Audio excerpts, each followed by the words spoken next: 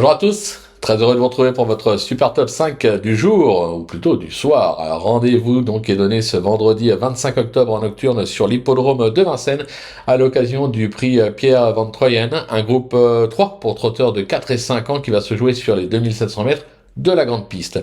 Mais avant de vous délivrer mon pronostic, n'oubliez pas bien sûr qu'actuellement, pour toute ouverture de compte sur Génibet, vous pouvez bénéficier jusqu'à 200 euros de bonus hippique et 50 euros de freebet sport. N'hésitez pas également à vous abonner à notre chaîne sur laquelle vous me retrouvez tous les jours au travers de mon Super Top 5, mais également de mes cotes et cotes pour la réunion principale. Vous pouvez aussi aller retrouver les pronos de notre ami Flo Gautreau sur les réseaux sociaux. Allez, sans plus attendre, je vous délivre mon pronostic et restez bien avec moi jusqu'à la fin de l'émission pour connaître mes impasses. En tête, ce sera le numéro 9, Katinka Dumouchel. Ouais, je tente un petit coup. Le numéro 12, Kierat Vandel. Le numéro 15, Django Vici.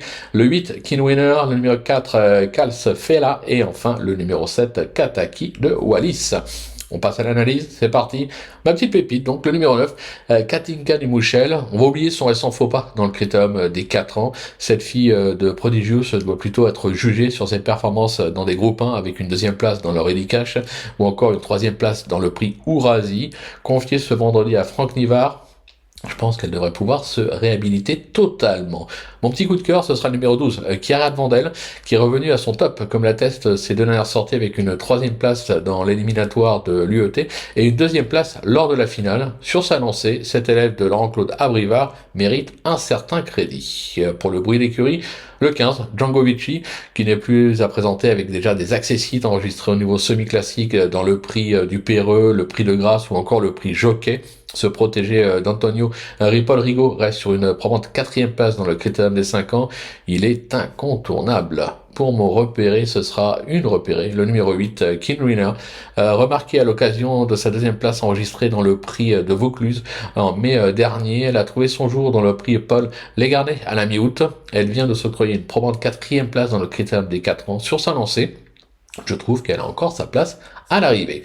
Pour le coup de poker, le numéro 4, Kalsfela, qui retrouve le parcours de son dernier succès enregistré dans le prix du Vaucluse en mai dernier. Il a depuis quelque peu déçu, c'est vrai, même si sa récente 5e place dans le critérium des 4 ans est loin d'être mauvaise. Ce sera une affaire d'impression, mais moi je m'en méfie. Ma petite trouvaille, le numéro 7, Kataki de Wallis, déjà titulaire de 5 succès cette saison, avec notamment sa victoire dans le prix Gaston Brunet sur ce même parcours. Alors oui, il a déçu dans le critérium des 4 ans, mais sur ce qu'il a fait de mieux, la méfiance s'impose, lui aussi peut se racheter totalement.